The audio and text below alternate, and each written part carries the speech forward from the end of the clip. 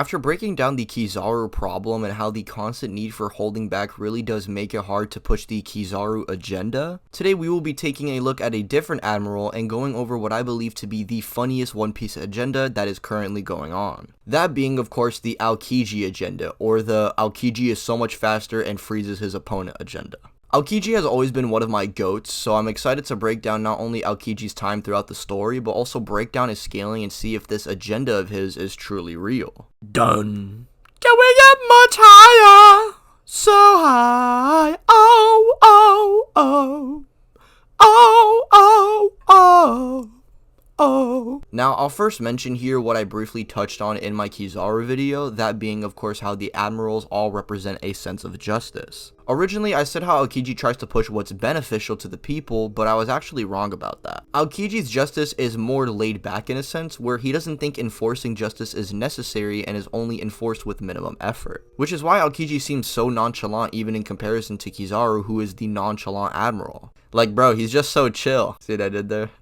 Because, like, yeah.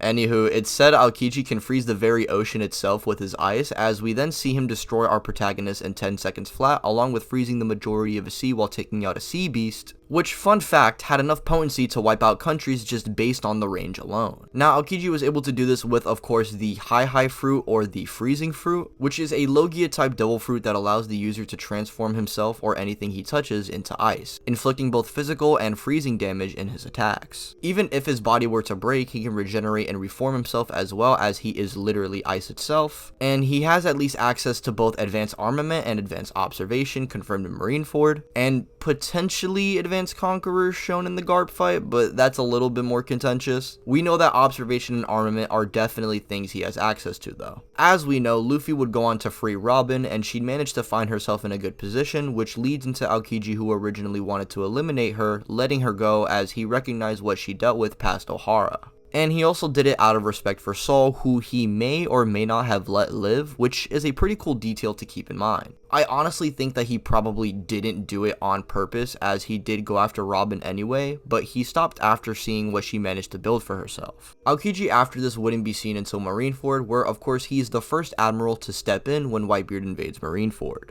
After Bro proceeds to shift a tectonic plate and tries to use tsunamis against Marineford, Aokiji would intercept and freeze the water almost instantaneously. Whitebeard would then use his fruit to crack Aokiji, which would ultimately do nothing as he can just reform his body, leading into Whitebeard throwing a huge vibration attack on Marineford, which the admirals managed to intercept with potentially Advanced Armament. And after getting the chance to stab Luffy, he would just get kicked by Marco, which would do absolutely nothing. And after this, he would then engage in a one-on-one with Whitebeard almost immediately. He would proceed to outspeed and freeze Whitebeard before he could attack, but due to Whitebeard having vibrations or the Gura fruit, his ice wouldn't be able to withhold him. Whitebeard then tries to stab him with Haki, which leads into Aokiji pulling a Katakuri and forming around his attack, which does give us the indication that he has access to Advanced Observation. But of course, Jozu would then come in and save Whitebeard, catching Aokiji off guard, which really wouldn't do anything besides draw a little blood on him before Aokiji would just almost effective immediately freeze him. Like how Aokiji only steps in when necessary, throughout Marineford, Aokiji only engaged in a fight with the strongest dude in the room, and he didn't even lose this encounter despite Whitebeard having the advantage with his Devil Fruit, along with the fact that the admirals are all holding back because they don't want to destroy Marineford. You see, after this fight, Akainu and Aokiji literally go all out, and the result of this leaves the island looking like Todoroki.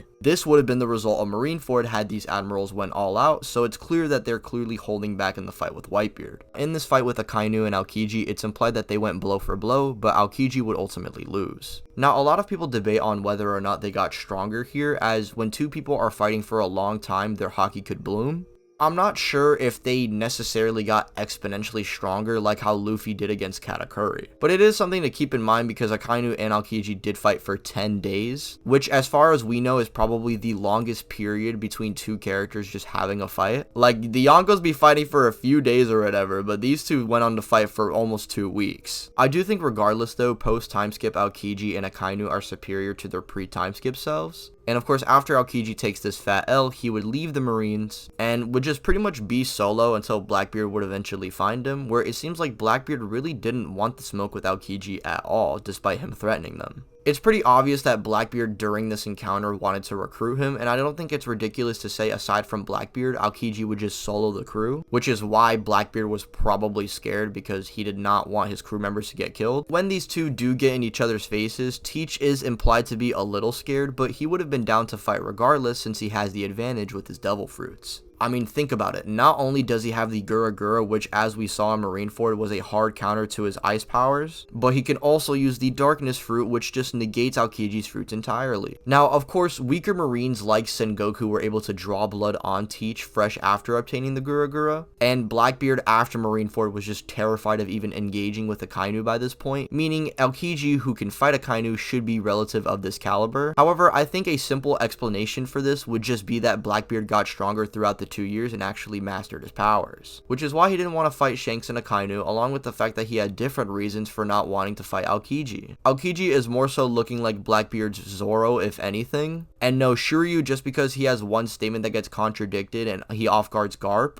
And before anybody even tries to comment this, no, Shiryu is not stronger than Aokiji and is not the second strongest Blackbeard captain. The only thing Shiryu accomplished against Garp was getting off-guarded, and he just got slammed into the ground by Garp. Kuzan clearly did better against Garp regardless of what you guys think of the context, so Kuzan without a doubt is definitely the number 2 on the crew, and is the only person on that crew who can even hold a candle to their captain. And a lot of you may be wondering how someone like Aokiji with his own brand of justice ended up as a Yonko subordinate, but it's kind of deeper than that in my opinion. You see, after the loss with Akainu, he himself was trying to push his perspective of justice. You see, after that loss with Akainu and him attempting to try to push his perspective of justice, Aokiji really couldn't just stay and try to clash heads with Akainu. So instead, he decided to join someone who's not only a powerful force, but also an unpredictable one. Depending on what Blackbeard really is trying to discover, other than the One Piece obviously, Aokiji may actually stick it out with the Blackbeard Pirates to the very end. But of course, it's just as likely that Aokiji may be keeping an eye on Teach or even working with Sword, planning an inevitable betrayal on the Blackbeard Pirates. However, these are just theories at the moment, but it really does go to show you the amount of layers this chill guy has. No pun intended. While he may appear as a nonchalant, funny dude who tries to play with some bazingas, deep down he's a man with a sense of morale that has been pretty much sent into a pit of magma only to now be a mere shell of his former self. Also, fun fact by the way, Aokiji blitzes and is much faster than Dofi and Cracker and proceeds to freeze them, which means in character he goes to blitz and freeze his opponents. I also love the interaction between him and Smoker and seeing that he still has a different view on justice, but he's just going about it in a different way.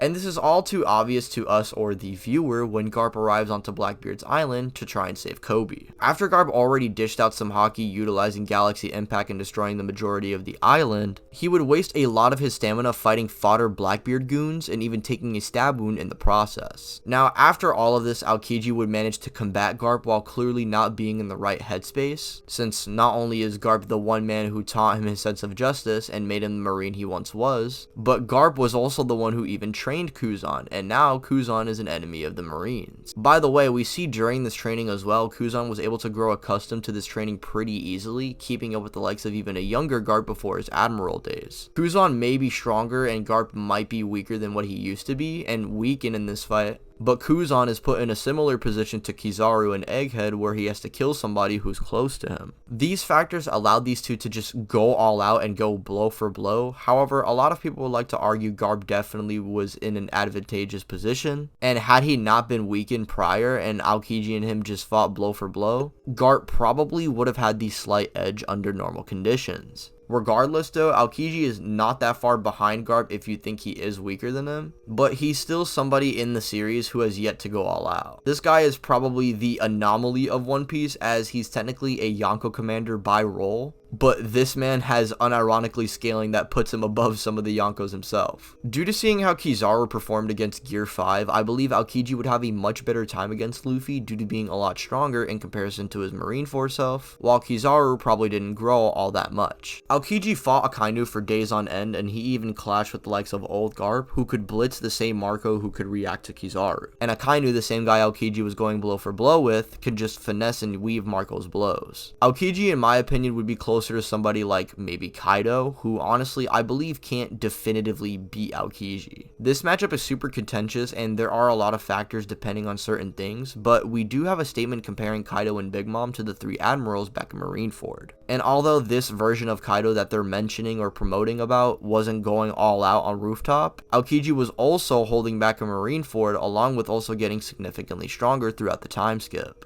Aokiji would be able to definitely slow Kaido down and land some decent blows, but I'm just unsure if he can put him down since they both have ridiculous levels of stamina. Kaido may have ridiculous endurance, but if Aokiji just keeps consistently freezing him and then damaging those freeze parts of Kaido, that endurance slash durability wouldn't really be too much of a factor for him. For now though, this is where I'll leave this video off. Just let me know down in the comments who you guys think wins between Aokiji and Kaido.